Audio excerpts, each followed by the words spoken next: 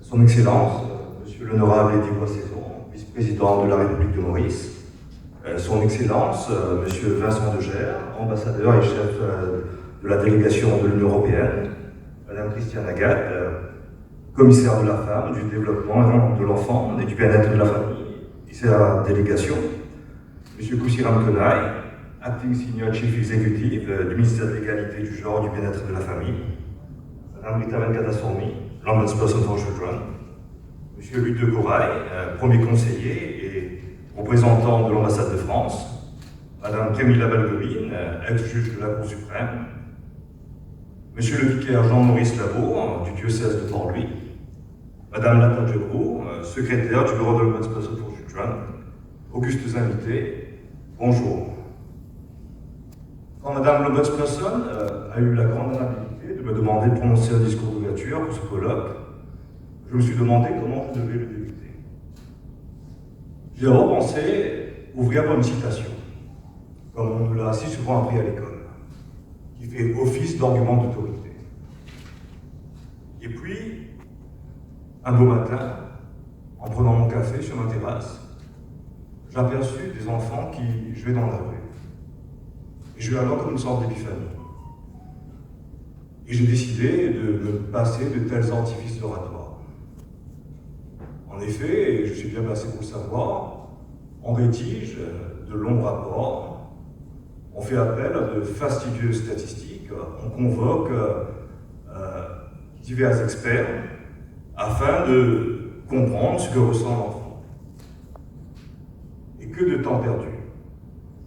Car s'il y avait quelque chose d'universel en ce bas monde, c'est que chacun de nous ici a été un enfant. Mais, par un pervers mécanisme d'amnésie collective, nous avons tendance à penser que nous sommes nés adultes.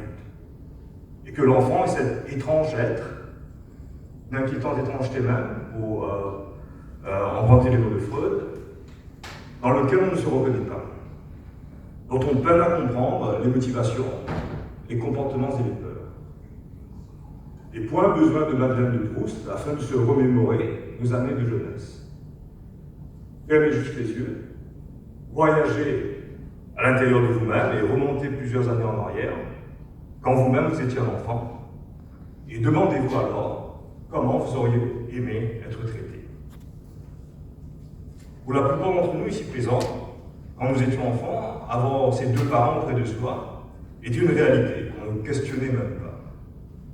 Pour nous les garçons, papa avec qui on jouait au foot, et maman qui soignait les bobos qu'on ramenait justement d'avoir joué au foot. Avoir un toit au-dessus de nos têtes était une réalité qu'on ne remettait pas en cause. Et alors, la plus grande tragédie que l'on aurait pu vivre, c'était seulement de ramener de mauvaises notes de l'école et se faire gronder par ces mêmes parents qu'on avait le luxe de détester, alors qu'ils ne pensaient qu'à notre prospérité future. Mais il existe une réalité alternative pour bien d'autres enfants, qui connaissent eux de bien plus grandes tragédies que le mélodrame que l'on se jouait dans nos têtes juvéniles. Un univers parallèle que l'on préfère passer sous silence, comme les trois singes de la sagesse qui se couvrent les yeux, la bouche et les oreilles, afin qu'on ne soit pas rongé par notre propre culpabilité. Un univers parallèle où certains enfants ne savent pas quoi répondre quand on leur demande ce que leurs parents font dans la vie.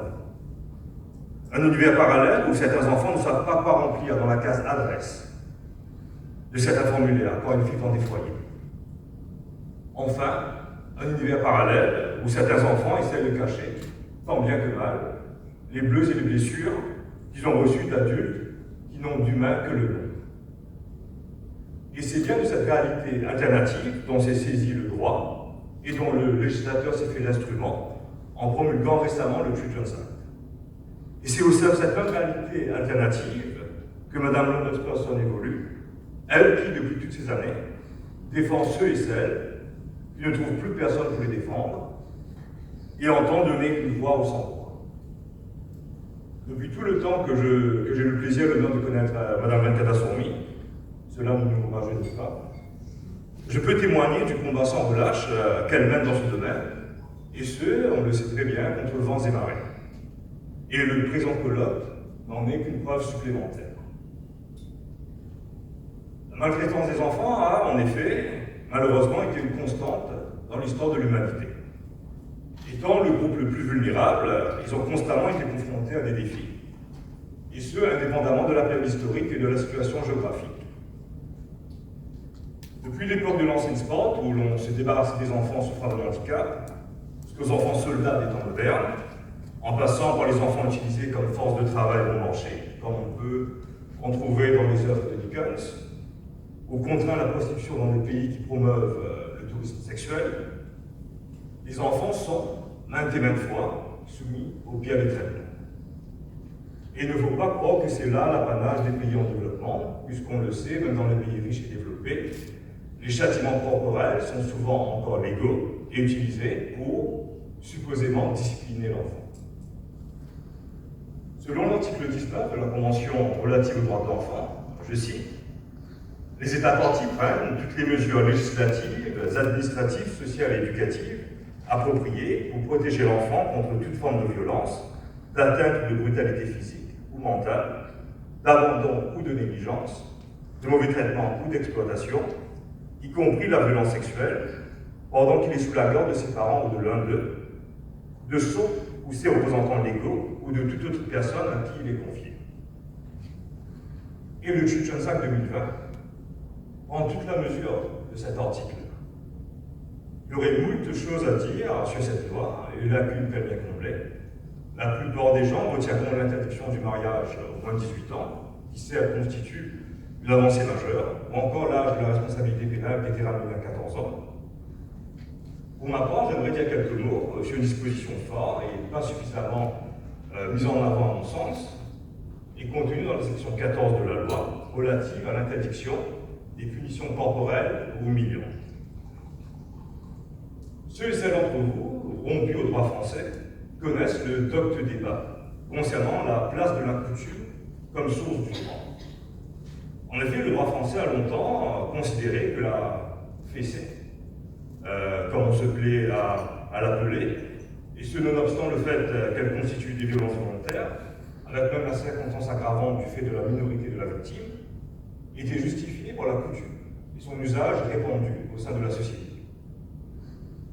Comme si quelque chose de méprisable pouvait revêtir le sceau de la respectabilité du seul fait de sa pratique par le plus grand nombre. Et longtemps, une telle double pensée a eu cours sous nos latitudes. Les plus âgés d'entre nous se souviennent sans doute du tristement rotin bazar que l'instituteur agitait en classe et qu'il n'hésitait pas à utiliser pour réprimer même les plus petits écarts de conduite. Et qui, bizarrement et hélas, ne faisait sourciller ni l'éducation nationale, ni même les parents de l'enfant victime. Encore aujourd'hui, on trouve certains pour défendre une telle pratique. Ils ne comprennent que ce langage-là, les textes certains. Sans quoi, c'est le règne de l'enfant roi, diront d'autres. Par contre, ces mêmes personnes seront les premiers à se plaindre qu'on leur inflige le même traitement ou les remettre sur le droit chemin, pensant qu'il existe une frontière infranchissable entre eux et les enfants. Le Children's Act 2020 vient combler ce fossé entre adultes et enfants et rend poreuse cette frontière.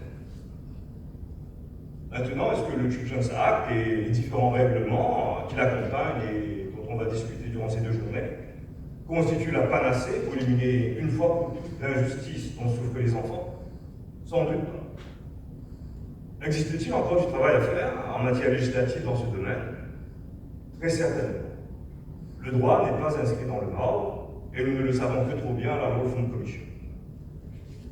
Mais cette loi a au moins le mérite d'exister et de dépoussiérer les législations vieillottes qui étaient les nôtres. Elle vient également témoigner du fait que le droit mauricien n'est pas destiné uniquement à être suiviste en s'inspirant des lois nationales étrangères, mais qu'il peut aussi se montrer parfois audacieux et ouvrir la voie à des réformes dont on peut s'inspirer d'autres droits. Puisque, rappelons-le, l'article 145 du Code civil français permet au procureur de la République d'accorder des dispenses d'âge pour des motifs graves pour le mariage, alors que plus aucune dispense d'âge n'est possible désormais dans notre législation. Le droit n'a pas seulement pour but de changer les comportements, mais aussi et surtout de changer les mentalités.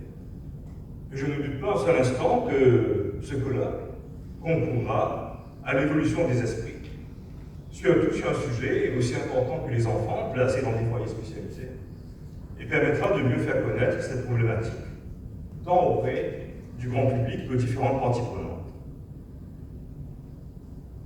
Les plus cinéphiles d'entre vous connaissent peut-être la saga du grand cinéaste indien Satyajit Ray, la trilogie Kabul. Dans la première partie du film, où on est témoin des malheurs que vit au quotidien le jeune protagoniste éponyme, Apu, on entrevoit que dans tout le malheur qui suit, il connaît un moment de bonheur. C'est celui de regarder le train passer chaque après-midi, et surtout le sifflement de ces mêmes trains, qui lui redonne la joie de vivre. Parfois, le droit peut constituer ce train qui redonne espoir aux enfants, et certaines dispositions, à l'instar de l'article de la section 12 du Children's Act, prohibant le mariage des mineurs, peut être un tel sifflement qui permet aux enfants, tout simplement, d'être des enfants. Et parfois, un sifflement peut se transformer en grande clameur. Je vous remercie.